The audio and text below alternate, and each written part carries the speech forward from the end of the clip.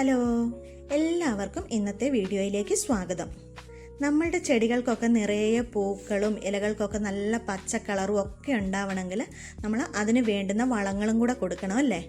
അപ്പോൾ ഇത്രയും ദിവസം നല്ല മഴയായിരുന്നു, മഴയും കാറ്റും ഒക്കെ ആയിരുന്നു. ഇന്ന് നല്ല കാലാവസ്ഥയാണല്ലേ, ഇന്ന് നല്ല തെളിഞ്ഞ വെയിലാണ്, നല്ല കാലാവസ്ഥയാണ്. അപ്പോൾ ഞാൻ ഒരുപാട് ദിവസമായി ചെടികളുടെ അടുത്തേക്കൊക്കെ പോയിട്ട് മഴ കാരണം നമുക്ക് പുറത്തോട്ട് ഇറങ്ങാൻ പറ്റാത്ത ഒരവസ്ഥയായിരുന്നു. അപ്പോൾ ഇന്ന് ചെടികൾക്കൊക്കെ കുറച്ച് വളമൊക്കെ കൊടുക്കാമെന്ന് വിചാരിച്ചു. അങ്ങനെ ചെടികളുടെ ഇടയിലേക്ക് ഇന്ന് ഇറങ്ങിയതാണ്.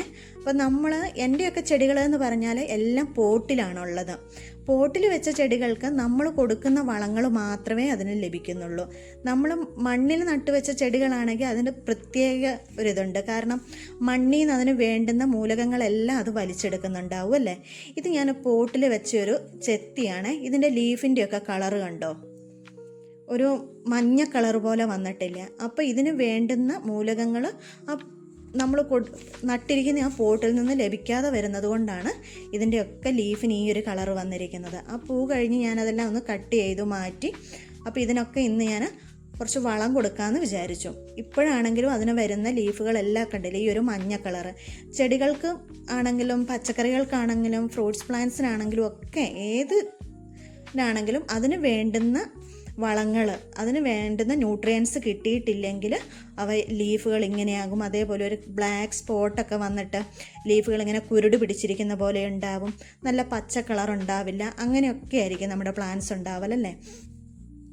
ഇപ്പോൾ റോസ് ചെടികളുടെ ആണെങ്കിലും ഒരുപാട് എൻ്റെ റോസ് ചെടിക്കൊക്കെ കണ്ടോ, ഇത് മഴയത്തിരിക്കുന്നതുകൊണ്ട് നമ്മൾ കൊടുക്കുന്ന വളങ്ങളെല്ലാം ഇപ്പം മഴ നനയുന്ന സമയത്ത് അത് വെള്ളമായിട്ടങ്ങനെ ഒലിച്ചു പോകുമല്ലോ താഴേക്ക്. വേനൽക്കാലത്താണെങ്കിലും നമ്മൾ വളങ്ങൾ കൊടുത്തിട്ടുണ്ടെങ്കിൽ ചട്ടിയിൽ നിന്ന് ഡ്രെയിനേജ് ഹോൾ വഴി കുറേ വളങ്ങളൊക്കെ അങ്ങനെ പോകും. അപ്പോൾ ഇടയ്ക്കിടെ നമ്മൾ വേണ്ടുന്ന മൈക്രോ ന്യൂട്രിയൻസ് ഈ പ്ലാന്റ്സിന് നമ്മൾ കൊടുക്കണം, പോട്ടിൽ നട്ട പ്ലാന്റ്സിന് നമ്മൾ കൊടുക്കണം.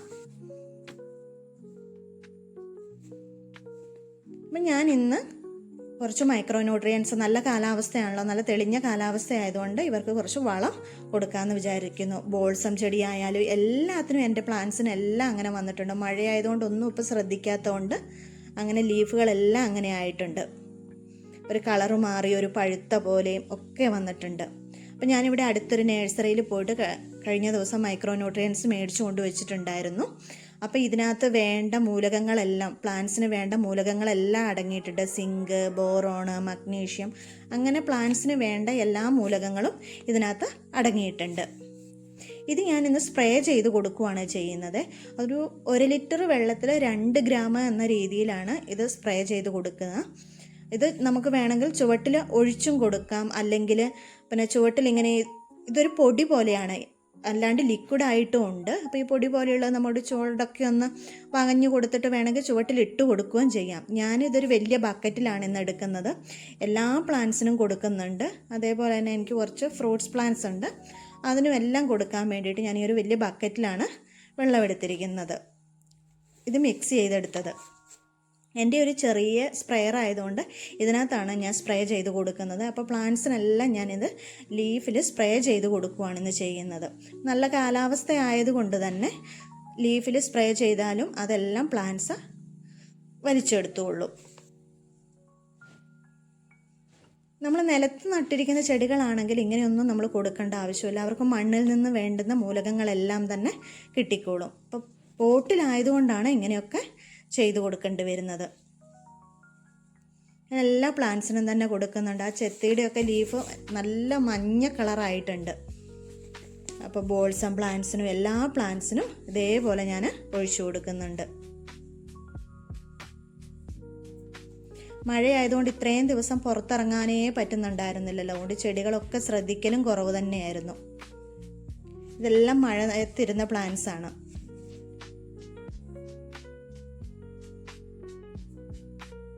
എല്ലാത്തിനും നന്നായിട്ടൊന്ന് സ്പ്രേ ചെയ്ത് കൊടുക്കുന്നുണ്ട്.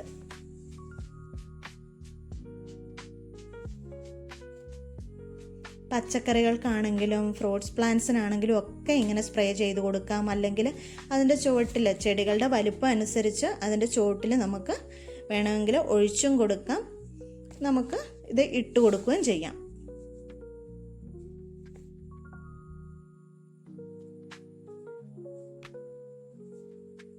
അപ്പോൾ എല്ലാവർക്കും എൻ്റെ വീഡിയോ ഇഷ്ടപ്പെട്ടിട്ടുണ്ടെങ്കിൽ ലൈക്ക് ചെയ്യണം, കമൻറ്റ് ചെയ്യണം. സബ്സ്ക്രൈബ് ചെയ്യാതെ കാണുന്നവരാണെങ്കിൽ എല്ലാവരും ഒന്ന് സബ്സ്ക്രൈബ് ചെയ്ത് സപ്പോർട്ട് ചെയ്യണേ.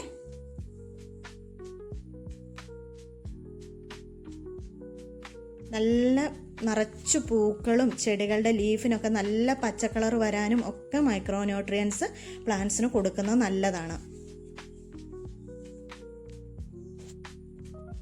ഇലയെല്ലാം വല്ലാണ്ട് ഇത് പിന്നെ മഴയത്ത് ഇരുന്നിട്ട് ഇല നന്നായി പഴുത്തിങ്ങനെ പോകുന്നുണ്ട്. പിന്നെ അതേപോലെ ലീഫിനാണേലും ഒരു കളറൊന്നുമില്ല, ഒരു മഞ്ഞ കളർ പോലെയാണ് ലീഫിന് റോസിനൊക്കെ ഇരിക്കുന്നത്.